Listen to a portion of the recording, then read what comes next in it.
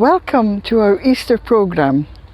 Today we'll be having a look at two of the main characters of Passion Week, Pontius Pilate and Mary Magdalene. Mary Magdalene being, of course, the very first person to see Jesus risen from the dead and know that he is a living Saviour. The Roman theatre in Malaga, how many dramas have these stones seen throughout the centuries?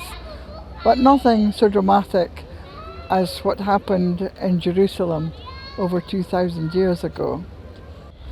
Come with us now up to the Roman fort, the Gibraltar, and meet with Pontius Pilate.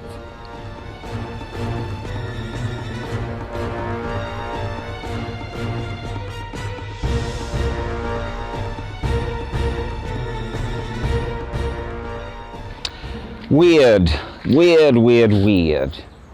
These Jews. Unpredictable, emotional, hysterical. One week massing in the street to call him the Messiah, and the next baying for his blood, like a pack of wolves. Weird. I knew about him, of course. I had my spies. Well, I had to. This was the week of the Passover, religious fervour burning like a dark fire in the synagogue and on the corner of every city street. And I had to keep a lid on it somehow as governor. And then I have to deal with this man who enters Jerusalem, enters my life, and blights everything on the horizon. Why did he choose that particular week, the week of the Passover? Very bad idea. Everyone and his slave was in town at the time. And of course, the grim grey fathers of the Sanhedrin were also there, Pontius and us. And they didn't take very kindly to having this religious upstart muscling in on their spiritual territory. He made a lot of enemies that week. But imagine my delight when they fall upon me at an unearthly time of the morning with their prisoner, this Jesus Christ character. And they want me to put him to death, try him very quickly. The charge they put against him was blasphemy, calling himself the King of the Jews. So I asked him, "Are you the King of the Jews?" To which he answered rather vaguely, "It is as you say." Well, what does that mean? But there was something about him that was different. Something about him that rather made me believe him. He had this extraordinary air of innocence and purity that I can't put my finger on. Certainly not something I would normally associate with the Sanhedrin. So that was the dilemma I was in, how to keep the Sanhedrin happy, but also make it look as if I was doing my duty. What was I going to do? Well, I am a genius. I've worked out my Jesus problem. It is the Passover, and as such, as Roman governor, I am allowed to set free at least one Jewish prisoner. So, I can make it look as if I'm condemning Jesus and have the Jewish crowd beg me to set him free. And isn't it wonderful that at the very same time, I have, in my cells, a walking crime wave called Barabbas. Rape, extortion, murder, terrorism. I can't think of a crime he hasn't committed.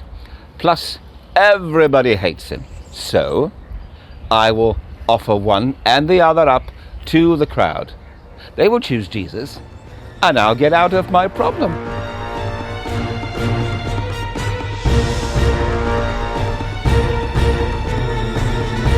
Citizens of Jerusalem, I present before you two men, both of them prisoners, and it is your choice whom I am allowed to set free as Roman governor at the Passover. Jesus Christ or Barabbas?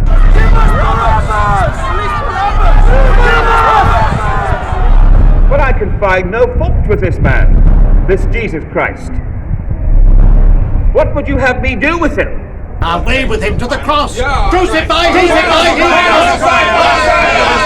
Crucify him! Crucify him!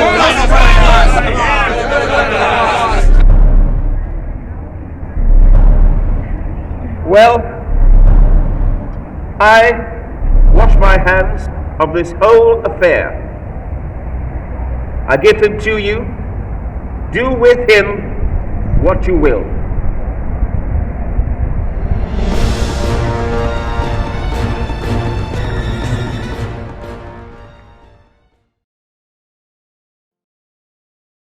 I watched him die.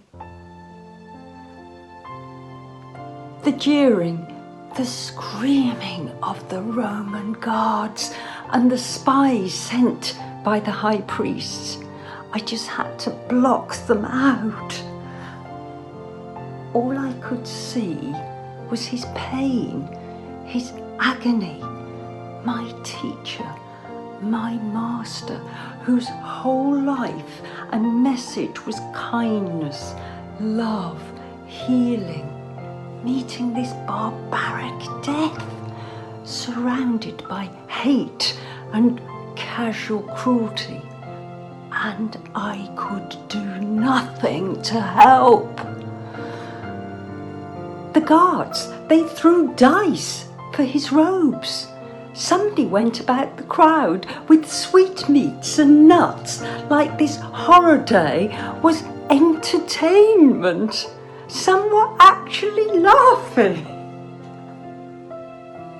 And then the sky went black, so dark. It was as if the elements themselves were enraged by this atrocity. Everything went quiet then. The hecklers, they were frightened.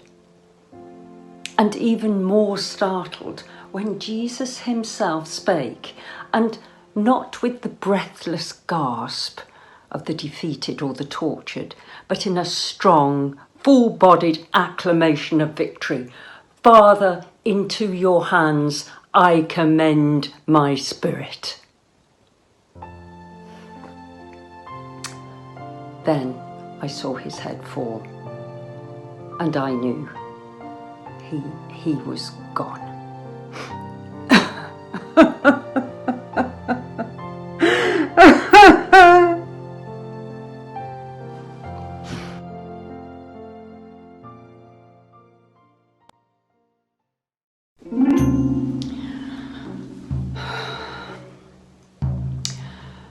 Later, when the crowds had dispersed and Jesus' body was taken down, me and what was left of his followers who were brave enough to stay proceeded downhill to the little garden cemetery.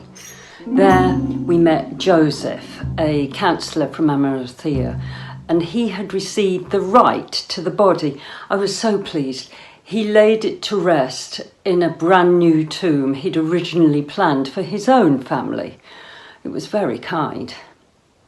And that's what they did. With great tenderness, they rolled a great stone across the entrance. Once back home, I paced the floor all night.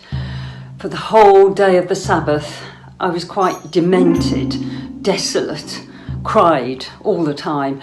The image of those 3 crosses and my beautiful, wonderful Jesus rejected. Is this how it ends? Please, God, tell me this is not how it ends. Well, minutes felt like hours. Hours felt like days. But the Sabbath finally passed, and under the cover of darkness, I headed back to the tomb, taking with me spices to embalm my master's body. Maybe the Roman guards would take pity on me, roll away the stone. So imagine my shock when I got there and the stone had already been moved away and Jesus' body was gone. I was distraught, hysterical, fleeing back to the city to find Peter and the others straight away. And I said, "They've taken the master away. He's not in the tomb anymore," I shrieked. Well, Peter and James got up immediately, of course, and they all headed and rushed as quickly as they could to the ceremony. I couldn't keep up with them, and by the time I'd arrived, they'd all gone. So I was very stunned when I approached the tomb, and now it wasn't empty. No, there was a bright light pouring out of it, and seated on each side of the laying stone were two angelic figures, dazzling, luminous. And one of them addressed me, "Sister, why are you crying?" "Because they've taken away my Lord," I said, "and I don't know where they've put him." I was in a bit of a state.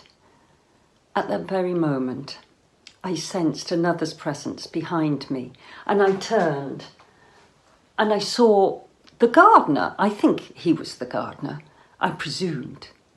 "Oh, please, if you have borne him hence, tell me where you've taken him, and I will go and take him away." The figure uttered just one word: "Mary." Oh, it was my own dear Lord. I knew it straight away. My heart burst with joy and my spirit soared. All the loneliness, desolation evaporated. "Touch me not," he said, "for I am not ascended to my Father, but go to my brethren and say unto them, I ascend into my Father and your Father, and to my God and to your God." Well, later, much later, in the upper room, I would tell all these things to Peter and the others, and I told them that my Lord would visit them one more time, but that he chose me first to reveal himself in his resurrected glory is such an honour I will treasure even unto my own grave.